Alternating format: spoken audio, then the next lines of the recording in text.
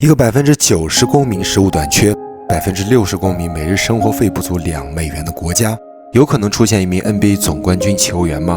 答案是，这完全有可能。没错，19岁的库明加在生涯的第一个赛季就随队拿走了冠军奖杯。今年的夏季联赛上，他也表现出色。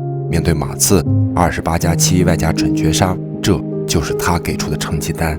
作为刚果人，库明加的童年并不值得纪念。1岁那年，第2次刚果战争刚刚结束。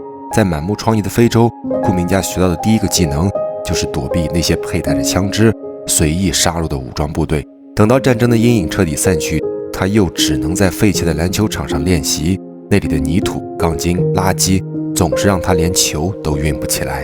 实际上，库明加并不算是刚果最底层的居民，他的父母都是政府的工作人员，因此他偶尔还能得到几个小时的公费上网时间。在这些时间里，他从来不会打游戏，而是去搜索 NBA 球星，尤其是科比的打球奇迹，看到断网才肯离开。但这也是他生活中的唯一乐趣了。更多的时候，他看到的是市中心的交火，甚至是市政局门口的叛乱。为了让儿子脱离苦海，父母找遍了关系，想给儿子移民到其他国家。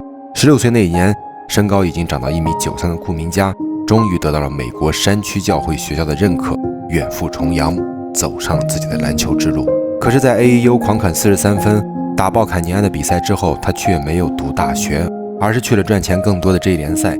甚至在家乡发生火山喷发事故之后，他还把50万的年薪全部捐给了故乡。在第7顺位被选中之后，库明加才终于松了口气。其实最开始他并没有想过什么冠军的荣誉，他只是知道自己终于有钱赚了。生涯首个赛季场均9.3分、3.3篮板，在夏季联赛又打得十分努力，频频送出精彩镜头。